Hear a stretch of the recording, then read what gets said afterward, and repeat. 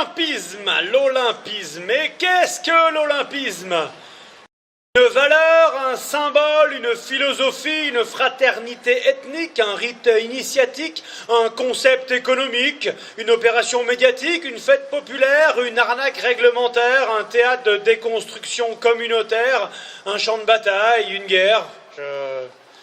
Il est vrai que même si le concept fait depuis longtemps partie du calendrier, il a tout de même évolué au fil des années. De la course de stade de l'Antiquité aux 100 mètres d'actualité, d'une épreuve unique à plus de 300 aujourd'hui, d'Olympie à Los Angeles, Berlin, Pékin ou Helsinki, d'une course de chars pour la main d'Hippodamie à un combat légendaire pour une prime de folie, d'une statue en bronze à son effigie à une surexposition médiatique aujourd'hui. Alors tout ça pour qui? Pourquoi?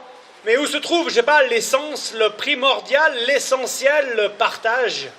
Alors, amis sportifs, guerriers de la piste, gladiateurs des temps modernes, artistes du dépassement de soi, fous pour qui nous vibrons, transmetteurs de sensations, distributeurs d'émotions, oui, une perle sur votre front déclenche des frissons. Femme, homme, surhomme, demi-dieu ou dieu du stade au pied du podium, prêt à gravir les marches du mont Olympe.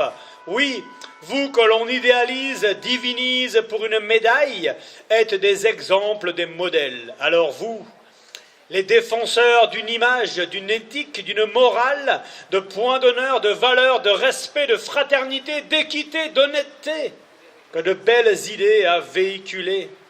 Alors tous ensemble, oui, tous ensemble sous le même drapeau, le même flambeau, prêts pour la grande fête, la grande messe, l'événement, le grand rassemblement, tous ensemble chauffés par la même flamme, tous main dans la main pour les Jeux olympiques et paralympiques, tous soudés portés par le même hymne, emportés par la même dynamique, tous, oui, athlètes, staff, famille, arbitre, bien sûr, oui, arbitre, car sans règles ni discipline, aucune compétition ne serait possible.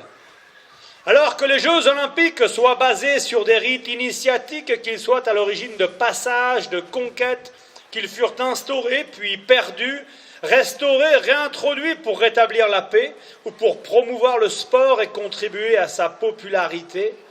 Alors d'Héraclès à Pierre de Coubertin, que le sport soit discipline, philosophie, raison de vivre ou mode de vie, de toute manière, mythe ou fait réel, la légende et la poésie de l'histoire. Alors, tous ensemble, oui, tous ensemble, efforçons-nous de tendre, si ce n'est vers l'excellence, vers le mieux, vers le plus juste, histoire que l'histoire retienne nos plus belles actions, nos plus belles aventures, et qu'elles deviennent source d'inspiration pour les générations futures.